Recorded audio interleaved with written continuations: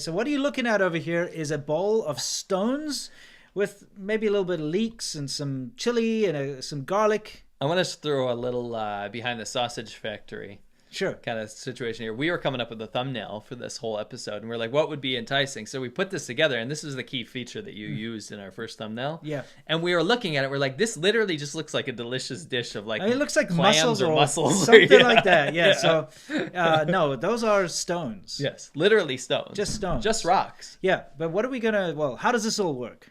Well, so back in the day, actually, why don't we play there's like a little video of them putting it together. Okay. I'll tell the history of it, because I learned the history of this dish. Okay, this guy's eating it. Yeah, so, well, he's actually, he's preparing it and cooking it or whatever. Yeah. Anyway, so what this is back in I believe it was in Hubei, back in the day, when they would run out of food, right? They would actually, let me pause it there and show the stones here. Do you want to see the guy's ridiculous face filter? Why does he got to look like a frog? I don't know. They're trying to be silly. Yeah, okay. Yeah. I don't. Looks like a brothel toad. He does. Anyway. He does. So anyway, what they would do Yep. is when they would run out of meat, then they would only use vegetables and grains. Then they would use things like millet. Yep. Then they would use things like grasses and edible things that they could find around, Sure. foraging, right?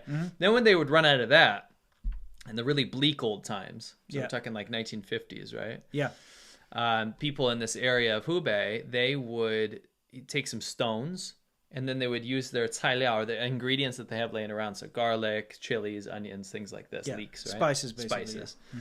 And they would cook them with stones, but they're not any old stones. They're not like stones that you'd find in the dirt. They're stones that you'd find in the river. Yeah, so they have kind of a fishy taste. That's the idea. Yeah. Because it would kind of be like you're eating a seafood dish. Yeah. But what you do is, I guess the translation would be suodio, which means like to suck on and then to throw it away. Yeah. Because you're not actually swallowing the stone. No. You're just sucking the juice out of it. Sucking the flavor. Bro, stone soup is a metaphor. Yeah, I know. No, not in China. Yes. No, you're sitting sucking the flavor out of the stone. And I think they're probably quite porous stones. So I guess. The flavor would soak into it. So you could sit there sucking on it, and it's kind of feels like you're doing something. You know what you also could do is just not add the stones and just eat the garlic and oil. And I mean, you could, but then it wouldn't last long. It's true. Think about it. You've got a little bit of spice, and now it's soaking into these big stones. You can just, suck on the stone. So this dish, yeah, suodio, was like it was something that was abandoned in the 80s. Back when the famine kind of started slowing down the 70s, and then when the 80s hit, people stopped seeing this dish. Right. This dish wasn't a thing anymore. Yeah. And so what happened was it made a resurgence. Yeah.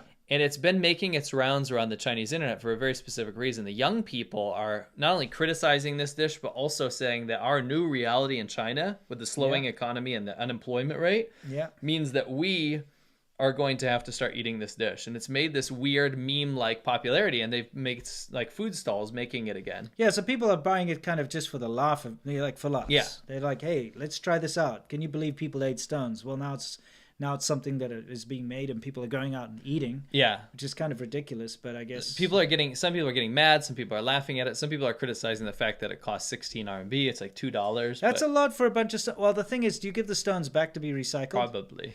Yeah, because I feel like if you were into building or whatever, you need some building materials. You could go get some river stones from this guy. Right. And river stones cost money. They do. So they must recycle it so that he can then fry it up for someone else to suck on the same stones that you sucked on. I know it's probably totally fine because you're cooking them, but do you want to suck on a stone that someone just sucked? Do you want my stone that I spit out? Thank you very much. You probably don't want that, right? I don't want my own stone. Thank you very much. You know what I mean? I'll fetch my own stones from the river. Yeah. So the idea is that there's a slight, like you said, a slight fishy musk to it. Yeah. In that, if you were living in rich times, right, where they had a big harvest of like river mussels or something, you're kind of getting that resemblance of taste, right? You know what I think it is? 好吃，好好吃。 It's 好吃.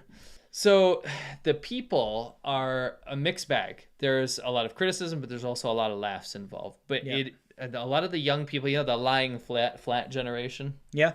that whole generation of people that can't find jobs out of college and stuff, they're seeing this as a grim reality, almost like an art piece in a way, because it's like, this is actually, we're going back to like what our parents had to suffer through back in Mao's generation. Yes, exactly. Because we're running out of stuff. So, I mean, take with that what you will. I don't know.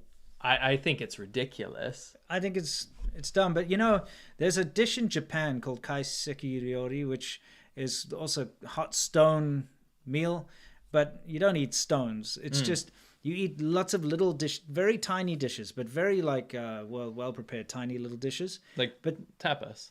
No, not really. Okay. It's like they'll bring a plate out.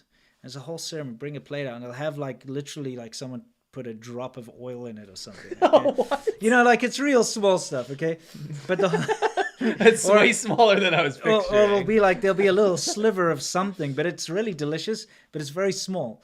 And the whole idea behind it was the monks used to get so hungry that they'd heat up rocks. And then they put the rocks in their like tunic or whatever against their stomach, so it gets rid of the hunger.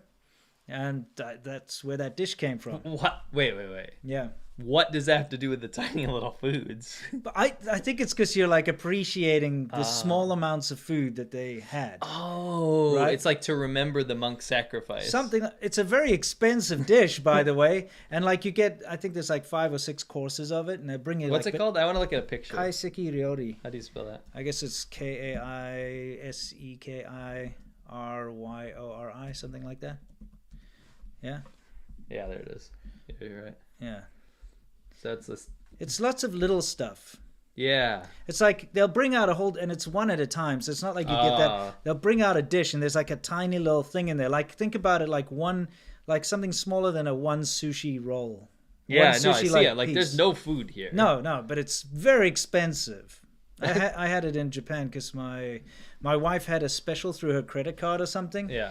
Where you could get it half off or something, and so we went to try it because it's mad famous. The world's greatest scam. I was so hungry afterwards. I was like, this sucks. I was gonna say, did you go get a pizza afterwards? Yeah, I went and had like KFC or something because I was just so hungry. I was like, because it gets you in the mood. I can't appreciate that. You know what I mean? I can't appreciate that. It just like whets your appetite slightly. It sounds like something that, in theory, I want to appreciate. Like I want to be like, yeah, I understand that, but that sounds like bullshit. You always get that. You get to those fancy French restaurants and they're like, you read the description, it's like a paste created with this, and you get this thing. It's like a tiny thing with one like stripe of sauce on the side, and the sauce is what they were describing. Freaking stripe of sauce. Yeah, it's so annoying, and it's like, and I'm like scooping, I'm like licking the plate. Everyone else is like pushing it aside. They're like, oh, I finished this, and there's still food. Somehow there's food left. Exactly. It's like, what's going on? Licking the plate, Yeah, fancy ass. What'd your wife think about that? She liked it. Oh, did she? Yeah. She wasn't mad? No, but she was also hungry afterwards. So anyway, funny. Think of it as a starter that costs you more than like, I don't know, the entire menu of KFC at the same time. Right. That's funny. It's an issue though, is the Chengguan are vicious. They are thugs. They are. China hates the poor. Yes. And the government shits on the poor left and right. Just sets them on fire, destroying people's livelihoods. Yeah, kicking old women. Yeah, it's kind of unsafe. Ocean, not approved. Yeah, that's pretty unsafe if you ask me. Look at that junk. Oh, and they see someone's recording. And the Chengguan sees the camera. It's all over. Yeah, look. Yeah, they see the Chengguan coming, and they do. It's like, I'm out of here. Probably so good. It probably is it? Wow, so good.